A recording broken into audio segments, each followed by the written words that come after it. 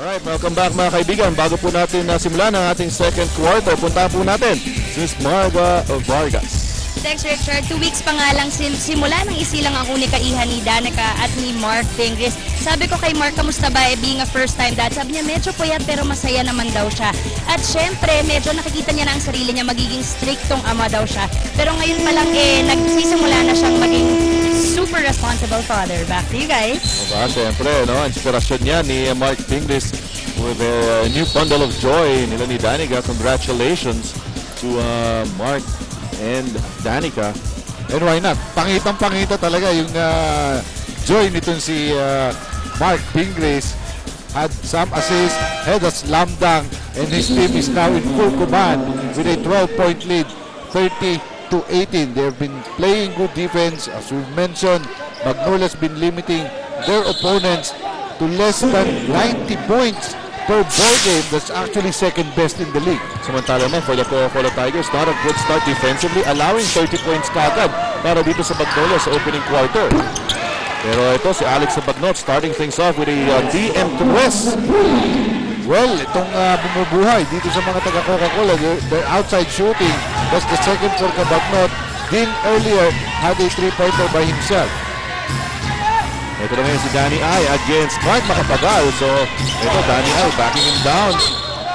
Ayun, may hacking foul itong si Mark Macapagal. That's his second personal foul. At gaya ng ating ina-expect, si Coach Pinky decided of his import. Kailangan niya ng pagpapahingayin muna.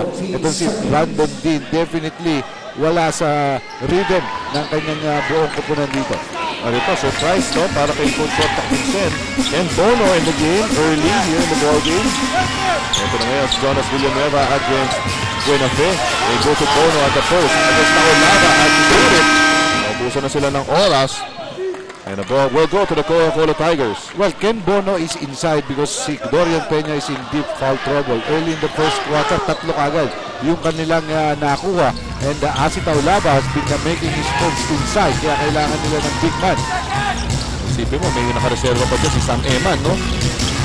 Nice undergo stab here by Roger Buenafe. So 2 quick baskets here for the Coca-Cola Tigers to start the second quarter. Well, you should realize na kahit na second quarter pa lamang ito, mahirap magpalayo for a team like Magnolia. They go inside to Bono, kicks it out to Ildefonso, siya titira sa labas. Good line, too strong. Good tap here by Mark Pingris to Mike Cortez. They set up their offense again. Is Pingris na double team din dito si Pingris, ha? Kasi nakapagalang bumabantay sa kanya. Over eagerness on the part of the Coca-Cola Tigers. But Ken Bono, as you were mentioning, should be given that opportunity, and this is his opportunity actually na mag-shine dahil this is a quarter-final matchup. At the same time, kita mo naman yung level of intensity dito sa ating laban na ito. So pagkakataon nito ni Ken Bono to prove himself.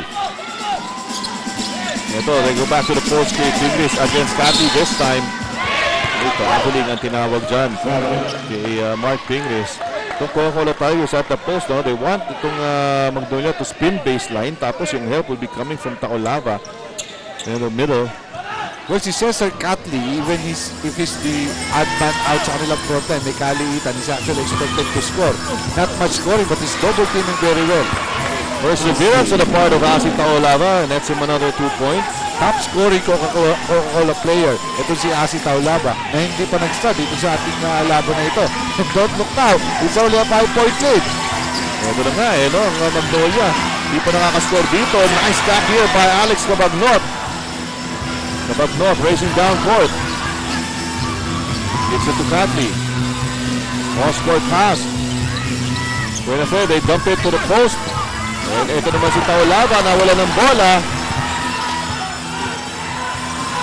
Mike Cortez looking down court. Accelerates. That's on the brakes. Binigay kay Bono. Bono making his move. Fades away and gets a basket. Yan ang napatunayan ni Ken Bono kanina. Na-depensahan siya ng maigi, but not now. So, ika nga, napapakita rin siya ng hindi na ako rookie. Rookie ako pero kaya ko makipagtapatan dito. Ayun na nga, no? That's a big boost of confidence here of Ken Bono. Passing to Olava, gives it to Buenafe. Buenafe ngayon, sumugod sa loob. Nice sidestepping move, pero nawalan siya ng bola. Lead pass to Mike Cortez. To the trailing, Daniel! Bono! That was a rejection by Jason Dixon.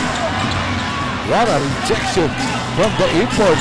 Ordinarily, pang-puntos sa'yo kay Daniel Deposo. Pero 2 puntos yun naman ang resulta with a big man shooting outside and very effectively at that. Earlier it was in Deposo. Now it's Ken Bono with 4 straight points. Even in his amateur days naman, talagang may shooting talaga ito si Ken Bono. Even further in fact. Kahit sa 3, hindi na yan. Miss Cesar Catley. Baliktad ang tao dito si McCaskill. Pinalitan si Mark Pingris. At Brandon Dean pinalik na ulit si Coach Ricky Fabis. And you see, McCaskill appreciating the game of Ken Bono. Inapiran pa niya pagpasok. Sabi niya, susuportahan kita bata. Iyan na nga, dahil Coco's already making a run. Pero 2 baskets by Ken Bono stopping that run. Wala naman yung tira dyan ni Brandon Dean. Wala pa yung sinasabi nila slashing move nitong si Brandon Dean tsaka yung quickness no? Hindi pa natin nakikita. Kanina, Batang ito nag-dribbling exhibition pero hindi hinayaang makapasok dahil mukhang anticipated mukhang napag-aralan ng mga defense tactician ng Magnolia ang gagalawin nitong si Brandon Dean. Ang Caskill against Jason Dixon. Import versus import. Spins baseline. Wala yung tira. Ito pong Coca-Cola, nag-ahabol ng 9 na puntos. They go back to Dixon. Dixon faces up. Cross-court pass. Ikot rin ng bola. Balik sila dito kay Dixon. And hook shot is no good. And he has to be creative with his shot. Sa haba ng galamay ng nakapayong sa kanya, McCaskill, pinapahirap talaga ang buhay nito si Jason Dixon. Ito naman si Mike Cortez, shoots a 3 and he knocks it down on our TN Chris. Ang talas, ang kikinis ng mga baril nitong mga taga-Magnolia from outside. So not only is Ken Bono shooting very well, si Mike Cortez, ganito. Yun na nga, a miss here by Alex Abagod, his fast break play of Magnolia, 3-on-2. Tugade, gets the basket plus the foul. Kita-kita mo doon yung futility ng defense ng Coca-Cola at this point. They held a mini run at the start of the second quarter. Pero kaagad bumalik ang mga taga-Magnolia. Punctuated by this fast break play. Sa pagtatapos itong si Lori Tugari who now with 7 points. They're getting frustrated sa kanilang opensa and it's affecting their transition defense. Kaya ito pong Magnolia lumamang na ng 14 puntos against the Coca-Cola Tigers. We have a timeout on the floor. We'll be back after the short break. Well, kanina po, sinabi natin na ito ko si Jason Dixon na nagsisilbing barometer ng Coca-Cola Tigers. So far, he has not scored in this ballgame. Ano bang ginagawa ang depensa ng Magnolia dyan, Eric?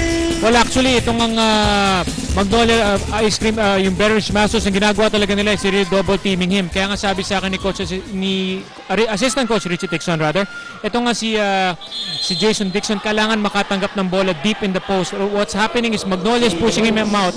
Ang nangyayari po, once natanggap niya yung bola sa labas, ang dali na niyang doblehin. Kaya sabi niya kailangan daw mas malalim ang pagtanggap ng bola. At the same time, they cannot just rely on Dixon scoring 25 points in the game to win. Kailangan daw yung mga locals at itong si Brandon Dean ay makatulong din sa opensa. Richard? Alright, thank you very much. But at this point, Richard, puro locals siya ang kumakana sa kanila. Yun na nga. The combined numbers of Dixon and Dean is 3 points. So dalawang imports, 3 points na na-score and that's all Brandon Dean. Because ito depensa na Magnolia sa making Dixon into a passer. Ito, malalim na to, wala pa rin. Even a traveling could have been called there with a jump move of Jason Dixon. So the defense, as Eric was saying, the internal defense, not only double teaming but triple teaming defense on Jason Dixon has been bringing wonders to Magnolia. At ito na nga, ayun yung sinasabi mo pwede maging traveling. Wala pa yung tira. Yun na nga, malalim na yun pero hindi pa rin pumasok. Still scoreless ito si Jason Dixon in this ball game. Ito naman, nice spin towards the baseline. A miss from McCaskill. Dapat not to the trailing Velasco. And away from play, si Ken Bono natawagan ng foul. Dahil ang tinututukan na naman niya ay si Jason Dixon. Ayaw nilang makakuha ng scoring momentum itong si Jason Dixon. They even sacrificed Dorian Peña early on. Kahit 3 yung nakakuha niya, okay lang. Kasi ngayon may papalit na naman. Daniel Diponso will go back to the court in place of Ken Bono. Problema dito sa Coca-Cola, wala pa silang nakukuha sa mga imports nila. 0 para kay Dixon, only 3 points for Dean. Mike Cortez, bounce pass niya, dissipated here by Alex Cabagnot. Ito na si Dean, nawalan pa ng bola. Not really a good pass. Mike Cortez gives it to Don Ontiveros. He loses it to Dean.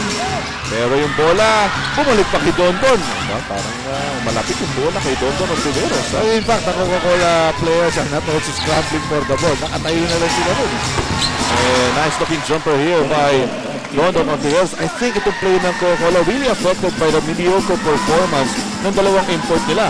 Tama ka. At yun ang timing ng pagpapalit mo ng import na minsan makaka-distract talaga sa iyan. Not only on the sense of over-relying on their imports, pero kung paano sila mag-gel sa kanilang mga locals. Obviously, Dean is not gelling with his locals. Kaya nga ito ng locals ang pinuntahan na ng Coca-Cola. Velasco scoring 7 point of the ball game. From the outside, Garden missing that one. Here's Cabagnot. Gives it to Dean. He got pass to Velasco. Shoots a 3 and he knocks it down. Another TM thrust for Nick Velasco. And he is the first Coca-Cola Tiger in double digits with 10. He's actually top scorer in this ball game. Yes. Kaya may pinakamaraming puntos dito. Nick Velasco at saka si Asi Taulaba who has 9 points. Siya ang bumubuhay sa Coca-Cola. Ito naman si Mike Cortez. Top of the key. That's a long 2 para kay Cool Cat. Kung dalawa kanilang kalaban, lahat naman na ipasok ni Coach Shotang Kinsen, gumagawa para dito sa mga taga-Magnolia. Lahat talaga ng bunot Yun na nga. Ito naman si Alex Cabagnot. Siya naman ang titira. In and out. 13-point lead here for Magnolia. Naiwan pang libre. Ito si Ken Bono. Really the transition defense nga nito Coca-Cola Tigers. Aba, malaking problema nila dyan. And I think that play illustrates the dominance of Magnolia in this first half of play. Talagang one step behind itong mga taga-Coca-Cola rito. Here's Nick Velasco banging bodies with Ken Bono. Hook shot is short. At ito na naman, another transition break for Magnolia. Kapalpal this time by Jason Dixon. Here's Brandon Dean, goes all the way, missing on a layup. Don Ontiveros. No rebounders that time for Magnolia. That was an early shot, a very early shot. Para dito kay Dondo kahit siya natawa na lang. 15-point lead dito para sa Magnolia. They go back to the post. Ito na yung collapsing defense ng Magnolia. At may foul. Tinawag si referee Patrick Canizares. I think it would be on Ken Bono again. Yes, pangalawa na yan. Ito si Ken Bono. Unti nang lumalayo ito. It was once a 16-point lead. Now a 15-point lead. 45-30. At pinalitan na nga ulit si Jason Dixon as ito Lava back in the ball game alongside Aris Di Maunahan. Wala po sila makakuha kay Dixon. Ito, Asito Lava with 9 points already in the game. Cesar Catley, yes! Well, unang 2 puntos pa lamang yan. Catley started this ball game. Si Coach Pinky hoping na mag-init itong si Cesar Catley because he played one hell of a second round of the eliminations dito. Daniel Diponso. Pinag-isipan, tinira, Mintes. 3 minutes remaining here in the first half, mga kaibigan. Ito from the corner, nice fake by Cesar Catley. Back-to-back baskets for Cesar Catley, trimming the lead of Magnolia Beverage Masters to 11. A mini run here staged by the Coca-Cola Tigers, but Magnolia still well in control, 45-34. Alright mga kaibigan, ito po yung kanina pinukol na TM3 ni Nick Velasco. Hatid sa inyo ng bagong TM Discarte SIM, 30 pesos lang. May bagong diskarte ka na. At Nick Velasco nga po, leading scorer here in the ball game so far with 10 points. And Asi Taolava with 9. Yan po 4 rebounds, 4 of 9 for Nick Velasco. Really has to work overtime offensively dahil wala nga po makuha ang Coca-Cola Tigers sa dalawa nilang import.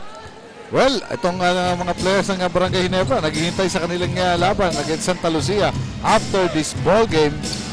Si Coach Bob Perason naman nag-i-scout na yung mga posibleng makakalaban sapagkat ang mananalo po rito sa Magnolia Coca-Cola matchup Air 21. Yun na nga. Ang makakasagupa sa semifinals. So, kasi syempre, short series nga lang po to, best of 3. Kung magkaroon ng sweep dito as early as Friday, start na ng ating semifinal series. At mas maraming scouting reports na kanyang magagawa, ay mas mabuti para maanalisan niya. Dahil mas mahaba rin yung kanilang laban, best of 7 naman yun. Nakagaw dito ang Coca-Cola. Ito ngayon si Dean. Binigay kay Nick Velasco at the post, working against Danny I. Gives it to Cesar Cathy. Good passing here by the Coca-Cola Tigers from the corner. Too strong for Brandon. But Nick Velasco there again to save the day. And save the play for the Coca-Cola Tigers. That time sumugal sa sapal ito si Macaskil. Kaya ang layo niya. Wala silang rebounder doon. All alone si Nick Velasco. Ito naman, nawala sa eksena si Aris. Di ba unahan? Magnolia taking advantage of it. Well, before that dunk, wala pa na score si Macaskil dito sa second quarter. Pero now he has 11 because he tallied 9 in the first quarter. Ito maganda yung recognition of Magnolia dun sa defensive reaction ng Coca-Cola Tigers. Always locating the open man. Correctly so, automatic sa kanila. Once a double team is made by the defense, alam nila meron naluluwagan doon. At usually, dunk ang sagot yun And if there's one thing good happening for Coke, it's the game of Nick Velasco. He has 14 points in the ball game. Keeping itong Coca-Cola within striking distance. Ito naman si Macasio. Palikito kay Dondon Ontiveros pero galing sa labas Sayang na nakakaw yun kung napabilis lang yung balik. Medyo namasyal pa rin doon si Dondon Ontiveros Kung pumasok ka agad to, nakakita na siya ni Macaskil. At yun na nga, ito si Mike Pingris babalik sa ball game. Pinaligpahinga muna itong si Lloydie Tugade. So this is a tall front line para dito sa Magnolia. Kinukulo ni Pingris si Cathy. Hand off to Cathy. And Cathy's waxing hot here in the second period. That's a TM3 for Cesar. Cathy has a total of 7 points all scored here in the second quarter. Ito yung kanyang second chance Nung magsimula nga siya, binigay nila ang bola not to him, but to their people. Pero nung hindi na gumagawa ito si Tim, sabi ni Cathy, sa akin na lang. Almost a turnover saved by Mark Pingles, and what a save! It results in another TM press coming from Dondon Ontiveros. Again, presence of mind on the part of Mark Pingles. Hindi niya makokontrol yung pasa, palabas na siya. Alam niya kung nasaan ang luwag na kakampi niya, and that's Dondon Ontiveros for the 3-pointer. And what a basket there for Dondon Ontiveros dahil naghahabol na nga po itong Coca-Cola Tigers. Makikita po natin ito, buntik na nga mag-turnover Pero alam niya, ito libreng-libre si Dondon Ontiveros. And that results in a 9-point lead here for the Magnolia Beverage Masters.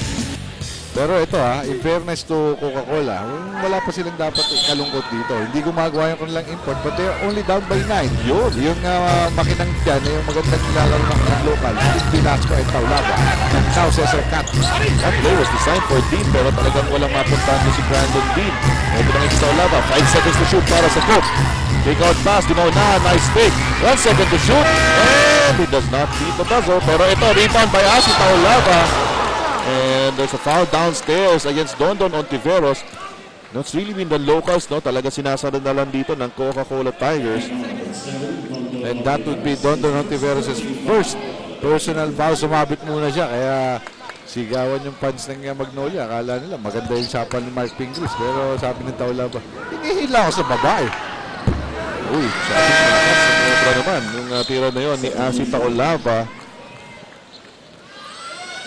Once dito sa kanyang career sa PBA, Waterloo ni Asi Taulaba yung free throw. Minsan bumabalik-balik pa rin sa kanya yung mga bangungot ng free throw shooting. Luckily for him, nasa second quarter pa lamang tayo at wala pa sa endgame. 1 out of 3 sa kanyang free throw shooting. Make that 1 out of 4. Ito, may loose ball foul na itatawag sa bagong pasok na si Jason Misolas.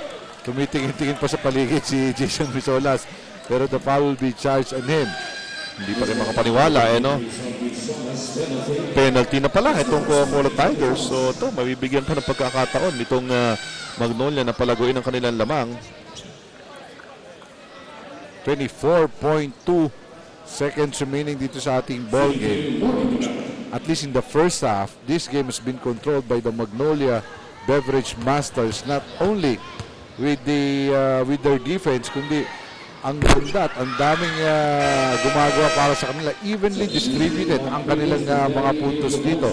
Not really any high scorers. The report has 11, pero yung mga supporting cast niya, Tugadi has 7, Contiveros has 9, Bono has 6 points, at even to si Dorian Peña had 4 before getting his third personal foul in the first quarter.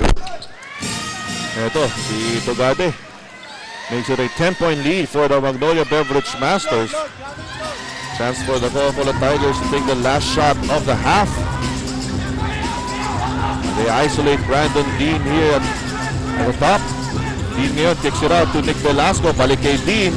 Sugod sa loob, nasa raduhan. Sige, naghahanap ng opening. Wala, asitaw laban. Nag-step back pa sa tres.